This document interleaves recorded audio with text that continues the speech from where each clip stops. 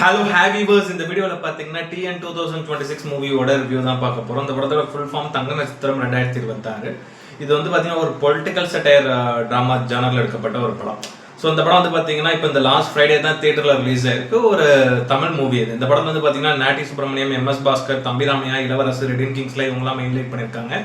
So இந்த படத்துக்கு வந்து பார்த்தீங்கன்னா தர்புகா சிவா மியூசிக் பண்ணியிருக்காரு. இந்த படத்தை வந்து தம்பி ராமையாவோட பையன் உமாபதி ராமையா அந்த படத்தை வந்து டைரக்ட் பண்ணியிருக்காரு.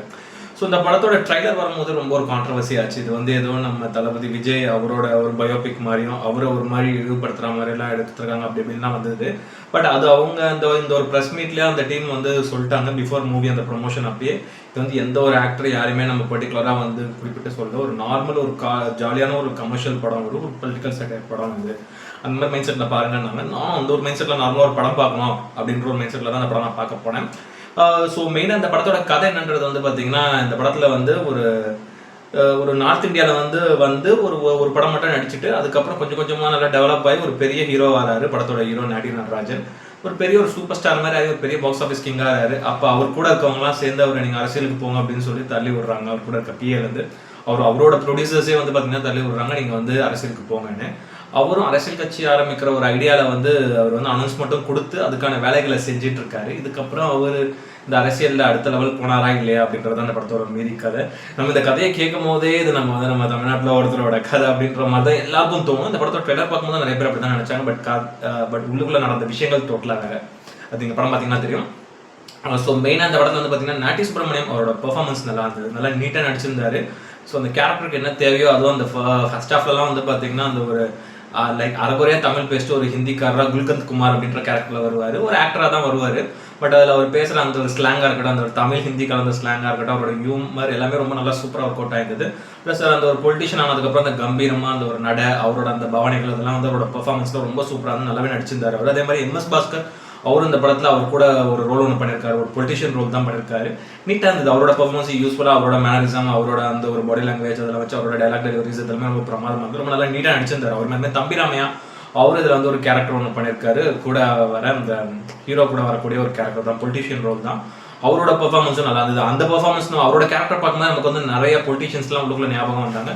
பட் நீட்டாக நல்லா காமெடியாகவும் நல்லா ஹியூமர் கலந்து நடிச்சிருந்தாரு. அவரோட பெர்ஃபார்மன்ஸ் நல்லா இருந்தது. அதே மாதிரி இளவரசு அவரும் இதில் ஒரு முக்கியமான ஒரு ரோல் பண்ணியிருக்காரு. இந்த நாட்டி கேங்லேயே அவரும் ஒன் ஆஃப் த ஒரு கேரக்டர் ரோல் தான் நல்லா நீட்டாக அவரும் பண்ணியிருக்காரு. அதே மாதிரி ரெடின் கிங்ஸ்லே அவரும் இந்த படத்தில் வந்து பார்த்தீங்கன்னா அந்த ஒரு ரசிகர் மன்ற தலைவராக ஒரு ரோல் ஒன்று பண்ணியிருக்காரு.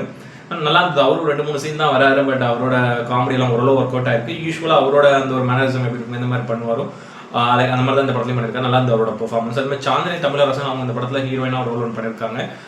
நாட்டி சுப்ரமணியமுக்கு ஒய்ஃபாக ஒரு ரோல் நல்லா இருந்தது. அவங்க சின்ன கேரக்டர் தான், படத்தில் ஒரு 3-4 சீன் தான் வராங்க. பட் நல்லா இருந்தது அவங்க பெர்ஃபார்மன்ஸ். அதே மாதிரி மியூசிக்கை பொறுத்த வரைக்கும் தர்புகா சிவா. ஸோ படத்தில் வந்து சாங்ஸ் அந்த அளவுக்கு எனக்கு பெருசாக இம்ப்ரெசிவாக இல்லை. படத்தில் 2-3 சாங்ஸ் சம்திங் இருக்கு. பட் அது எதுவுமே பெருசாக அந்த அளவுக்கு இம்ப்ரெசிவாக இல்லை. பட் பேக்ரவுண்ட் ஸ்கோர் நல்லா போட்டிருந்தார். நிறைய இடங்களில் பேக்ரவுண்ட் ஸ்கோர் சூப்பராக ஒர்க் அவுட் ஆயிருந்தது. அதே மாதிரி வந்து பிஜி முத்தையோட சினிமாட்டோகிராஃபியை பொறுத்த வரைக்கும் வந்து பார்த்தீங்கன்னா அந்த படம் வந்து லைக் அவரோட ஃப்ரேம்ஸ் எல்லாமே ரொம்ப நல்லாவே இருந்தது. படம் வந்து சுற்றி அந்த ஒரு அந்த பப்ளிக்லேயும் சரி இந்த ஒரு இண்டோர் ஷாட்ஸ் இதை வச்சு தான் எடுக்கிறாங்க. சுற்றி அந்த பொலிட்டிக்கல் ட்ராமாக்கு என்ன தேவையோ அந்த அளவுக்கு அவரோட சினிமாட்டோகிராஃபி அவரோட கேமரா ஆங்கிள்ஸ் எல்லாமே நல்லாவே இருந்தது. அதே மாதிரி வந்து பார்த்தீங்கன்னா அருள் அவரோட எடிட்டிங்கை பொறுத்த வரைக்கும் வந்து பார்த்தீங்கன்னா இந்த படத்தில் படம் வந்து ஒரு 2 மணி நேரம்குள்ளே வந்து நீட்டாக கிறிஸ்பா நீட்டாக படத்தை வந்து எடிட் பண்ணியிருக்காரு. அது ஒரு பெரிய ப்ளஸ்ன்னு நான் சொல்லுவேன். படம் ஆடியன்ஸ்க்கு புரியுற மாதிரி. ஸோ அவரோட கட்ஸ் எல்லாமே நல்லா இருந்தது. மெயினாக டியூரேஷனும் முடிஞ்ச அளவுக்கு எங்கேஜிங்காக அந்த ஒரு லைக் படம் 1 hour 55 minutes கிட்ட தான் வருது, 57 minutes கிட்ட தான் வருது. அந்தளவுக்கு நீட்டாக வந்து எடிட் பண்ணியிருந்தாரு. அவரோட கட்ஸ் எல்லாமே நல்லா இருந்தது. மெயினாக டேரக்டர் உமாபதி ராமையா அவரோட ஒரு டெபியூட்டட் மூவி தான் இது.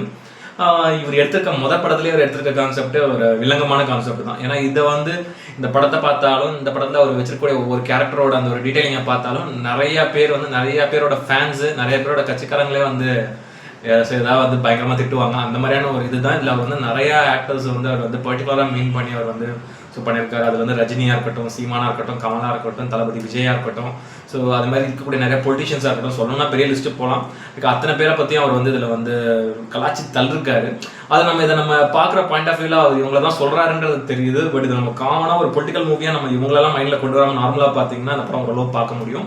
ஸோ மெயினாக அந்த படத்தில் வந்து நல்லா ஒர்க் அவுட் ஆன விஷயம் என்னன்றது வந்து பார்த்தீங்கன்னா காமெடி தான். நிறைய இடங்களில் நல்லா அந்த ஒரு பொலிட்டிக்கல் காமெடிஸ்லாம் அவ்வளோ சூப்பராக உள்ள போட்டுருக்க டைலாக் டெலிவரிஸ் எல்லாமே நல்லா இருந்தது.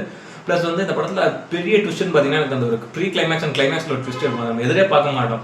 என்னடா அது படம் இப்படி தான் போய் முடியுன்ற நம்ம ஒரு கிளைமேக்ஸ் நினச்சிப்போம். பட் அதுக்கு ஆப்போசிட்டாக ஒரு கிளைமேக்ஸ் நடக்கும். அந்த கிளைமேக்ஸை பார்த்தீங்கன்னா இப்போ ஒரு 5 இயர்ஸ் 6 இயர்ஸ் பேக் வந்து ஒரு சம்பவம் ஒன்று நடந்திருக்கும். ஒரு பெரிய சூப்பர் ஸ்டாரோட ஒரு சம்பவம் ஒன்று, அவரோட ஃபேன்ஸ்க்கு ஒரு டிசப்பாயின்மெண்ட்டாக ஒரு சம்பவம் ஒன்று நடந்திருக்கும். அதுவும் இந்த படத்தில் இருக்கும். நான் சொல்லிட்டு ஸ்பாயிலர் ஆகிடும் என்னன்னு உள்ள பாருங்க.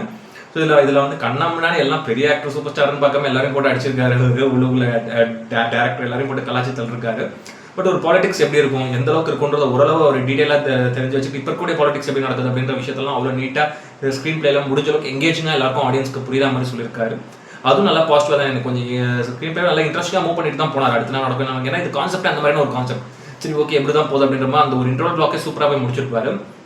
ஓகே சரி செகண்ட் ஹாஃப்லாம் வேற மாதிரி போகும், நம்ம ஒரு கிளைமேக்ஸ் ப்ரெடிக்ட் பண்ணலாம் அப்படின்ற மாதிரி ஆடியன்ஸ் பார்ப்பாங்க. பட் அந்த இடத்துல ஒரு ட்விஸ்ட்டை வச்சு அது மட்டும் கொஞ்சம் சிம்பிளாக முடிச்சாரு. எனக்கு கொஞ்சம் கிளைமேக்ஸும் கொஞ்சம் பெட்டராக பண்ணிருக்கலாமோ அப்படின்னு தான் தோணுச்சு. அது யாரோ ஒரு பர்டிகுலர் பர்சன் அடிக்கிற மாதிரி ரொம்ப சிம்பிளாக முடிச்ச மாதிரி தான் இருந்தது கிளைமேக்ஸ். அது இன்னும் கொஞ்சம் பெட்டராக பண்ணிருக்கலாம். அப்போ இன்னும் ஒரு நல்ல படமாக வந்திருக்கும். லைக் இப்போ பார்த்தீங்கன்னா ஓரளவு கொஞ்சம் ஆவரேஜான ஒரு படமாக தான் இருக்குது. ஒரு ஒன் டைம் பக்கா டீசன்ட் வாட்ச் தான் அந்த படம். ஆனால் இதை நீங்கள் ஒரு மைண்ட் செட்டில் ஒரு பொலிட்டிக்கல் மைண்ட் செட்டில் இந்த படத்தை நீங்கள் பார்த்தீங்கன்னா உங்களுக்கு பிடிக்காது. ஒரு காமன் மூவியாக பார்த்தீங்கன்னா ஒரு ஒன் டைம் டீசன்ட் வாட்ச் இது.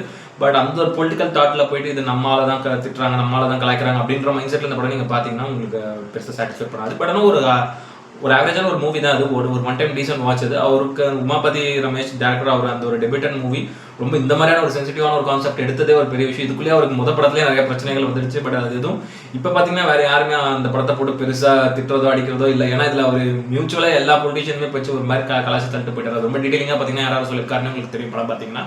ஸோ ஓவரால் அந்த படம் பார்த்தீங்கன்னா நல்லா தான் இருக்குது. ஒரு ஒன் டைம் டீசன்ட் வாட்ச் தான். அந்த படத்தில் ஒரு ரேட்டிங் வந்து பார்த்தீங்கன்னா 10க்கு வந்து ஒரு 7 கொடுப்பேன். அந்தளவுக்கு ஒரு ஒர்த்தான ஒரு one time decent watch movie தான் இது. ஸோ டைம் இருக்கும்போது பாருங்க, கண்டிப்பாக என்ஜாய் பண்ணுங்க. இந்த வீடியோ பிடிச்சிருந்ததுன்னா லைக் பண்ணுங்க, கமெண்ட் பண்ணுங்க, ஷேர் பண்ணுங்க, சேனல் சப்ஸ்கிரைப் பண்ணுங்க. வீடியோட லிங்க் உங்கள் ஃப்ரெண்ட்ஸ் எல்லாருக்கும் ஷேர் பண்ணுங்க. வேற ஒரு நல்ல வீடியோவில் மீட் பண்ணலாம். Okay friends, thank you, by.